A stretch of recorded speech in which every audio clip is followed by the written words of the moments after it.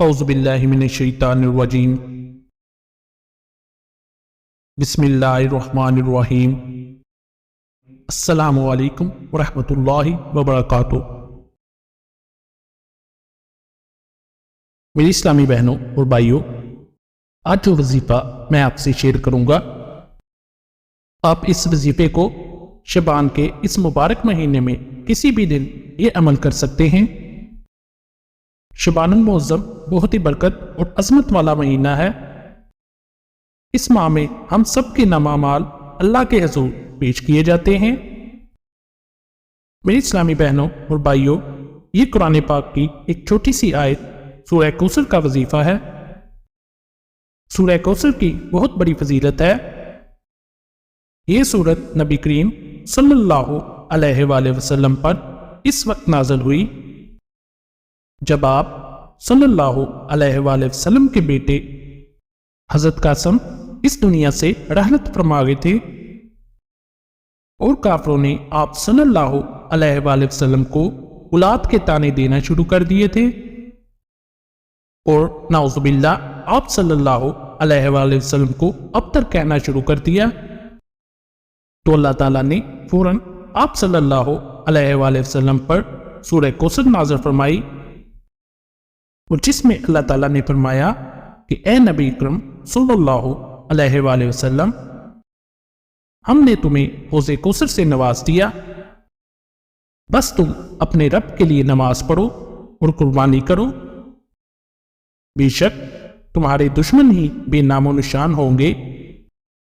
میری اسلامی بہنوں اور بھائیوں، سورہ کوثر میں اللہ تعالیٰ نے حوض کوثر کا ذکر کیا ہے، اور یہ میں آپ کو بتاتا چلوں کہ حوض کوثر جنت میں ایک نہر کا نام ہے، جس کا پانی دودھ سے زیادہ سفید اور شہد سے زیادہ میٹھا ہوگا، اور روز قیامت حضور صلی اللہ علیہ وآلہ وسلم اپنے دستے مبارک سے اپنی امت کو اس نہر کے پانی سے سیراب کریں گے، اور وہ نیک لوگوں کے لیے ایک تحفہ ہوگا، اور جو بھی اس نہر کا پانی ایک مرتبہ پی لے گا، اس کو کبھی پیاس نہیں لگے گی۔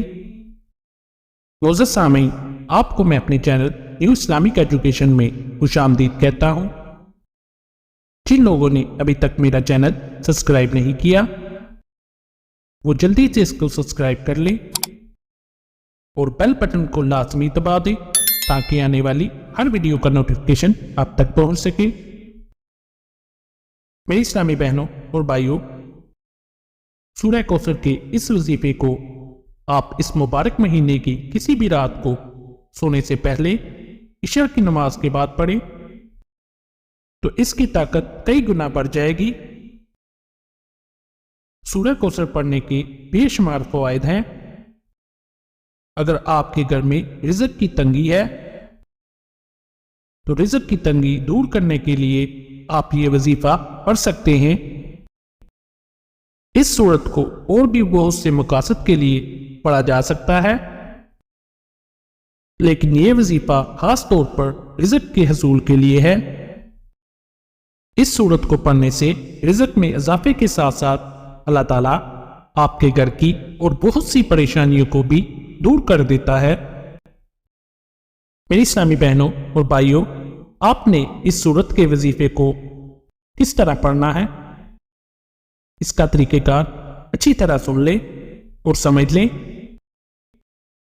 اگر آپ چاہتے ہیں کہ آپ کے گھر میں کبھی بھی رزق کی تنگی نہ آئے، آپ کے رزق میں برکت پیدا ہو جائے، تو سب سے پہلے آپ باوضو ہوں اور رات کو سونے سے پہلے عشاء کی نماز کے بعد آپ نے 3 دانے لونگ کے لینے ہیں۔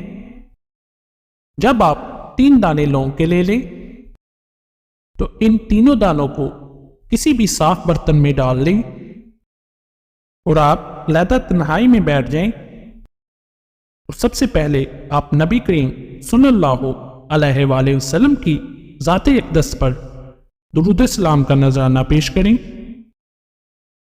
آپ نے کم از کم 3 مرتبہ درود پاک پڑھنا ہے۔ درود پاک پڑھنے کے بعد آپ نے سورہ کوثر کو 129 मरतबा पढ़ना है। सूरह कौसर को पढ़ने से पहले आपने एक दफा बिस्मिल्लाह पढ़ लेनी है। इसके बाद बिना बिस्मिल्लाह पढ़े ही आप सूरह कौसर पढ़ सकते हैं और आपने किसी से भी बात नहीं करनी और आपने 129 मरतबा सूरह कौसर की तिलावत करनी है।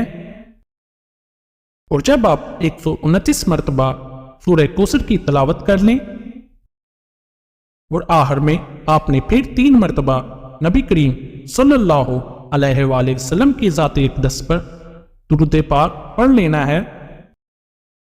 और जब आप ये अमल कर लें तो जो 3 दाने लौंग के आपने अपने सामने रखे होंगे, आपने इन तीनों दानों पर दम कर देना है और अपने दोनों हाथों को उठाकर रब्बुल इज्जत की बारगाह में ये दुआ मांगे कि या अल्लाह, तू बेशक बहुत रहीम है और तू ही सबका मालिक और सबको नवाजने वाला है। ऐ अल्लाह, तू मेरे लिए रिज़्क़ के बंद दरवाजे खोल दे और मुझे खैर बरकत वाला रिज़्क़ अता फरमा। और इसके अलावा जो भी आपकी हाजत हो अल्लाह ताला से दुआ मांगे।